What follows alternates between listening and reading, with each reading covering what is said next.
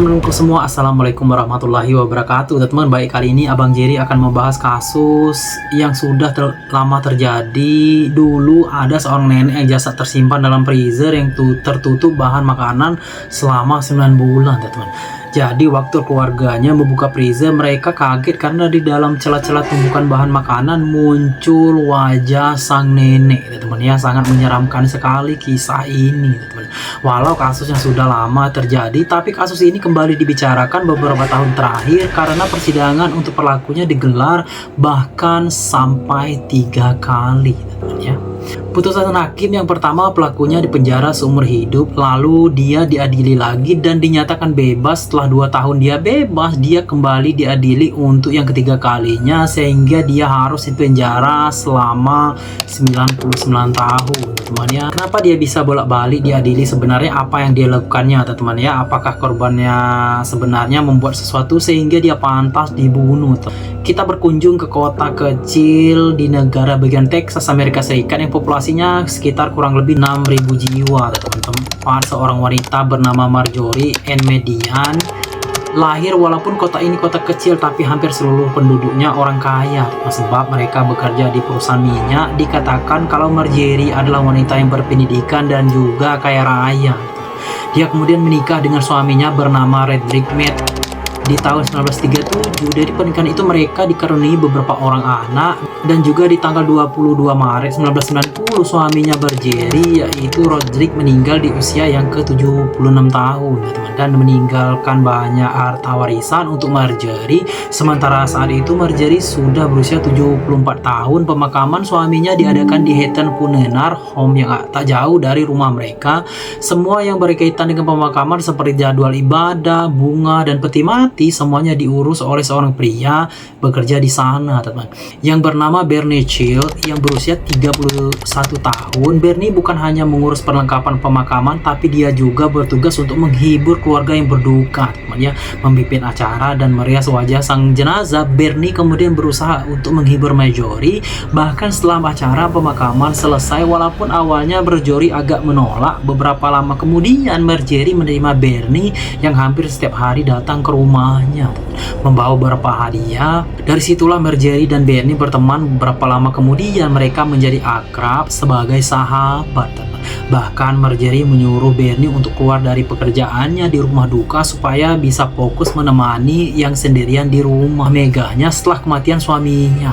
Setelah itu Bernie pindah ke rumah mega Marjorie dan mulai merawat sang nenek. Saking kayanya sang nenek, Bernie selalu mendapatkan berbagai macam hadiah seperti pakaian mahal, uang tunai, mobil, bahkan dilatih untuk mengendarai pesawat pribadi supaya bisa mengantar Marjorie ke mana-mana. Mereka juga sering berpergian ke Jerman, ke Inggris, Skotlandia, dan Mesir hanya untuk liburan. Pokoknya ya, kehidupan Bernie sangat-sangat dijamin oleh Marjorie ini, teman ya. Bahkan di tahun 1991 Marjorie mencabut seluruh hak warisan anak-anaknya satu persatu dan mengubah nama Bernie menjadi pewaris tunggal, teman. Harta kekayaan Marjorie senilai 10 juta dolar atau kita rupiahkan kurang lebih 50 miliar, yang nilainya sangat besar. Di tahun 1991 Marjorie juga dikatakan mulai menjauhi anak-anaknya dan keluarganya, dan sudah tidak pernah lagi mengangkat telepon dari keluarganya. Di tahun 1994 ketiga cucu pernah datang ke rumahnya untuk berkunjung, tapi anehnya, teman ya, Marjorie bilang, "Kalian siapa?" Seakan-akan tidak mengenal cucu yang tersebut. Maksud nenek apakah bilang kami ini siapa? Setelah itu mereka semua memaksa masuk ke rumah neneknya, dan betapa kagetnya, teman. Mereka melihat semua foto-foto yang terpajang adalah foto Marjorie dengan Bernie, sahabatnya itu, teman. Itu bahkan foto mendiang kakek mereka sudah tidak ada lagi di sana. Setelah itu Marjorie mengusir anak dan cucunya dari rumah itu, dan mereka pulang karena kedekatan Marjorie dan Bernie sangat intens. Banyak yang percaya kalau mereka berdua berpacaran.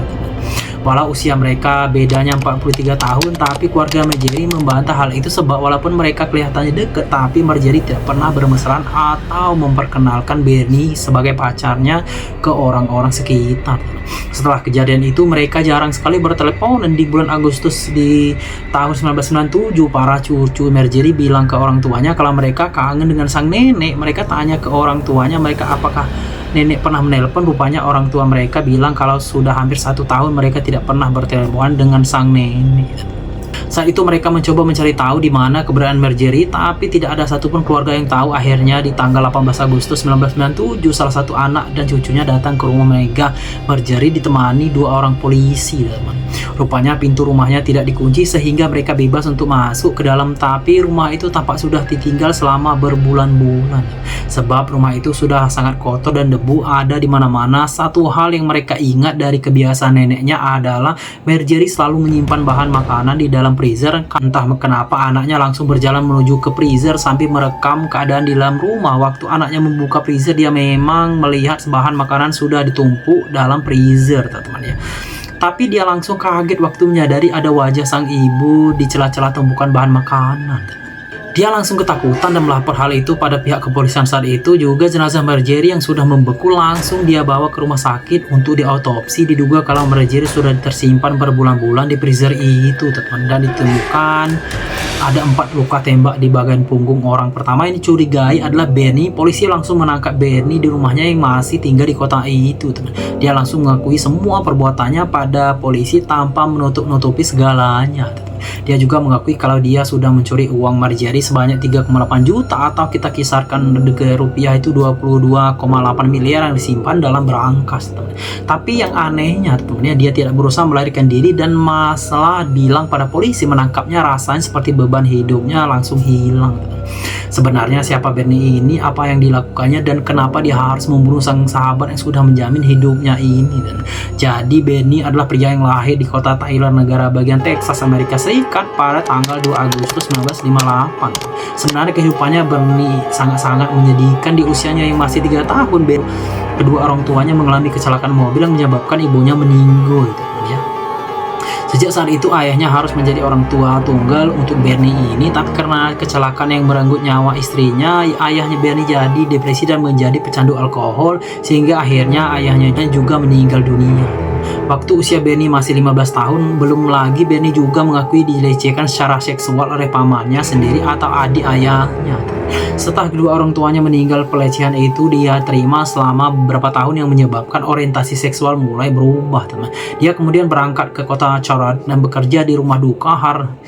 Dia bertugas menyiapkan semua kebutuhan acara dan pemakaman, dan bahkan dia juga bisa merias jenazah. Dia juga memimpin ibadah atau acara mengajar di sekolah mingguan di gereja, bernyanyi di paduan suara dan menghibur keluarga yang berduka, walaupun dia juga tahu kalau dia sendiri butuh hiburan dan kehidupannya tidak lebih baik dari orang lain. Sejak dia bekerja di yayasan itu, semua orang di kota Cargate mengenal Bernie sebagai orang yang ramah dan baik hati. Bahkan saking ramah dan bagusnya suara Bernie, orang-orang menganggap kalau Bernie ini adalah jelmaan malaikat.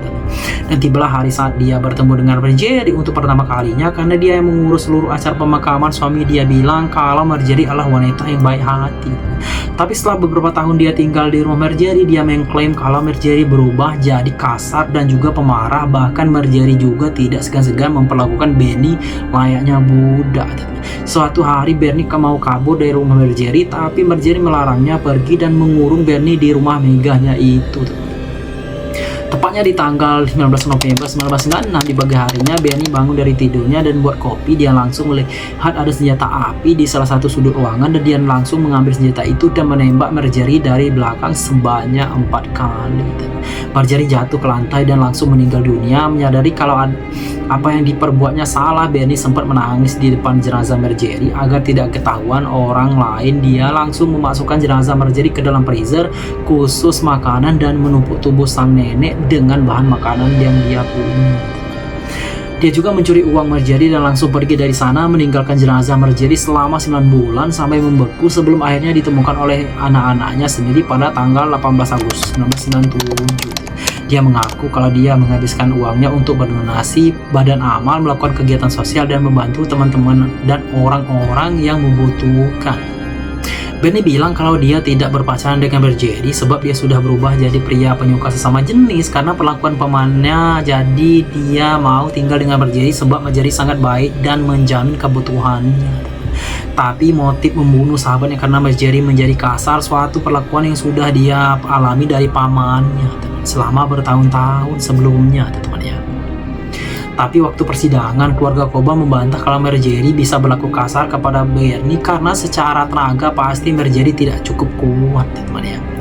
Keluarga meyakini kalau motif utama Bernie membunuh Marjorie karena mengincar seluruh harta kekayaan keluarga. Yakin Bernie tahu Marjorie janda kaya sebab Marjorie pernah membeli batu nisan untuk suaminya pada Bernie seharga 300 atau setara dengan 150 juta di tahun 1991. Dan dari situlah keluarga yakin Bernie mulai mendekati Marjorie. Di persidangan, seorang jaksa penuntut terkenal di kota Calgary bernama Danny Davidson memang mengenal Bernie sebagai orang baik.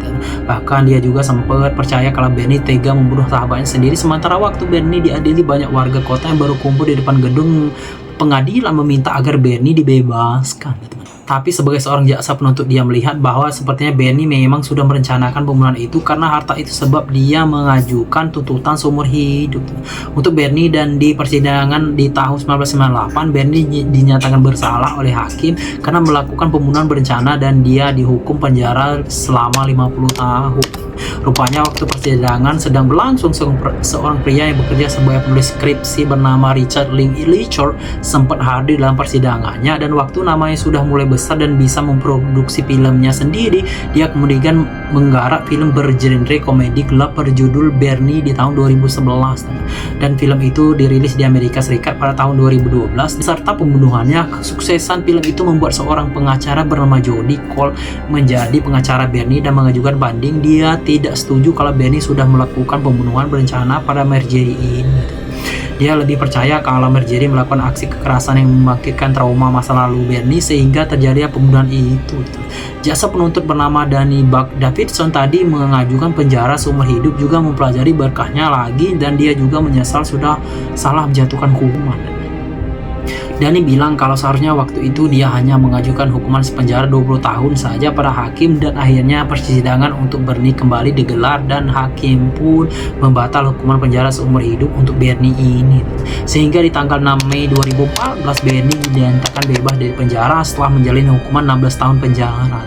Richard yang membuat film bahkan membeli apartemen untuk Bernie tinggal. Sejak itu Bernie kembali ke masyarakat dan hidup seperti biasa.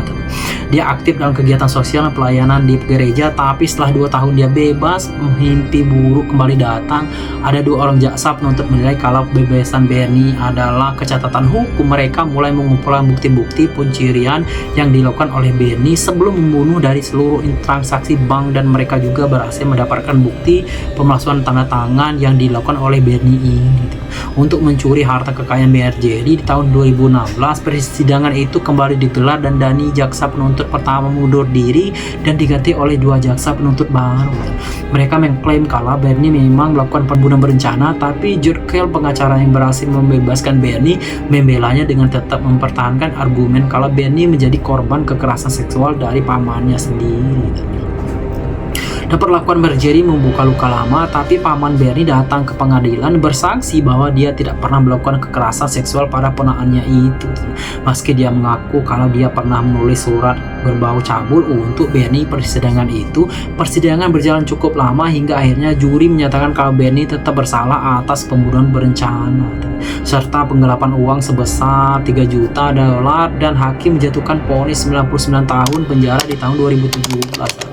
Lalu kini Bernie harus kembali menjalani sisa hidup di penjara karena dituduh melakukan perencanaan saat membunuh Marjorie ini. Semoga kita menjauhkan dengan hal-hal yang kayak gini, teman-teman, dan juga ada pembelajaran baik yang bisa kita petik dengan Abang Jerry membahas video ini, teman-teman. Mungkin cukup kita akan membahas video kali ini, teman-teman. Jangan lupa untuk like, komen, dan subscribe channel Bang Jerry. Yang sudah subscribe, Abang Jerry doakan semoga panjang umur selalu dan dimurahkan rezekinya tentunya, teman-teman. Sampai jumpa di konten Abang Jerry selanjutnya. Assalamualaikum warahmatullahi wabarakatuh, teman-teman. Sampai jumpa teman-teman semua.